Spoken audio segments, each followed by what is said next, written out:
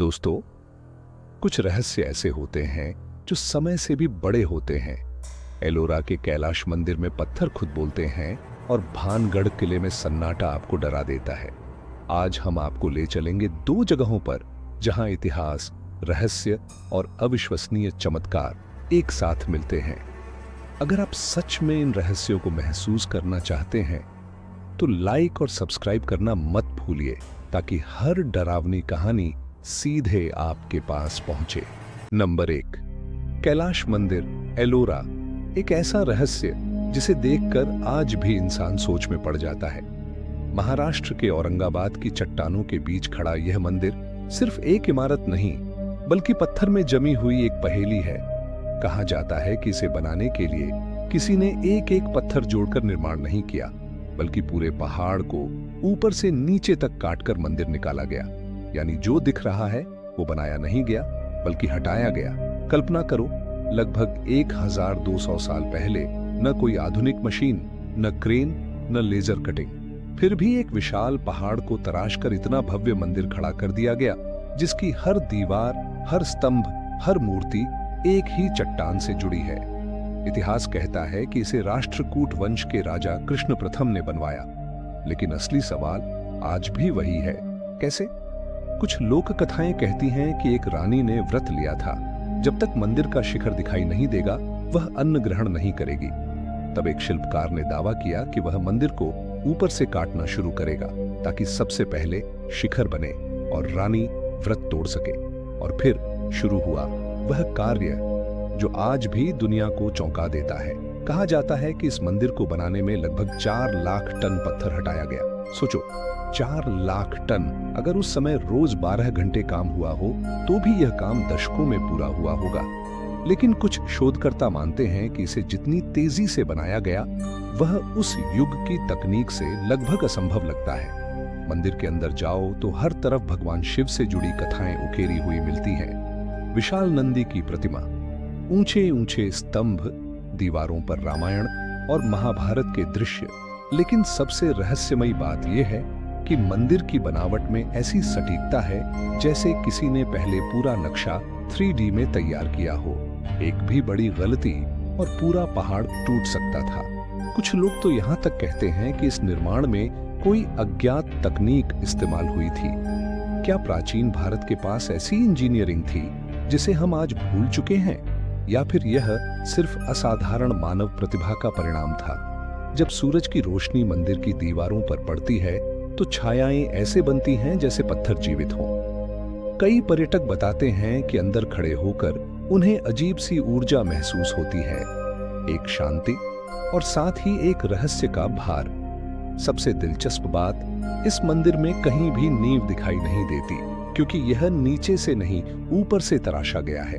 यानी यह जमीन पर खड़ा नहीं है, बल्कि जमीन से निकला हुआ है। आज भी इंजीनियर और इतिहासकार इसे देखकर हैरान हो जाते हैं।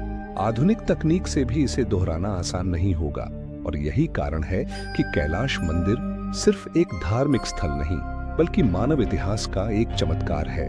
तो सवाल आज भी जिंदा है, क्या यह सिर्फ कड़ी मेहनत और गणित का कमाल था, या फिर हमारे अतीत में कोई ऐसा ज्ञान छिपा है जो समय के साथ खो गया?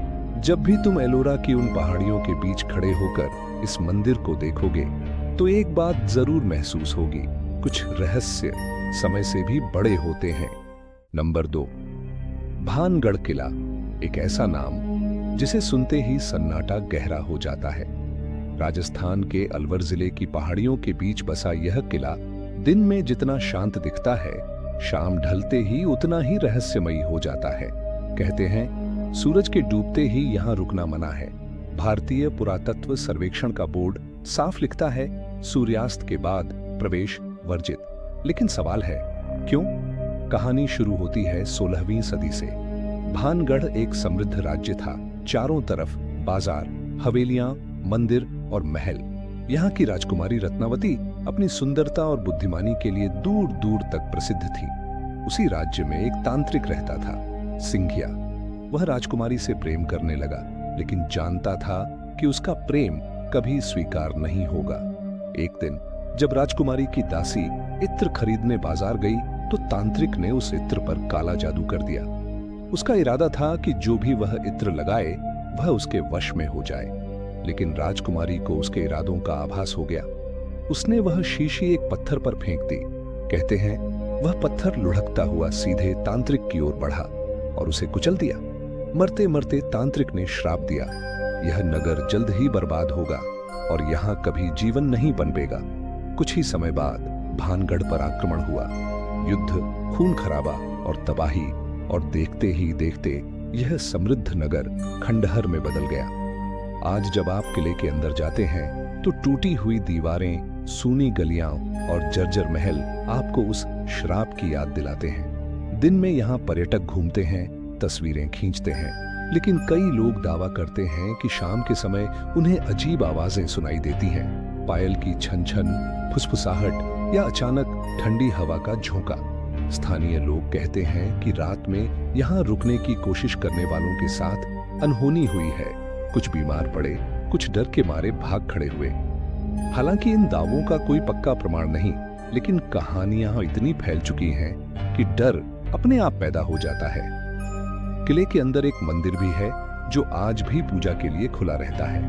कहते हैं वही एक जगह है जहां अजीब घटनाएं कम महसूस होती हैं। बाकी हिस्सों में सन्नाटा ऐसा है कि अपने कदमों की आहट भी भारी लगती है। कुछ इतिहासकार मानते हैं कि भानगढ़ का पतन प्राकृतिक कारणों और राजनीतिक संघर्षों से हुआ, लेकिन लोक कथाएं इसे श्राप से जोड़ती हैं। सच क्या है, यह आज भी बहस का विषय है। जब सूरज ढलता है और आकाश नारंगी से काला होने लगता है तो भानगढ़ की परछाइयां लंबी हो जाती हैं।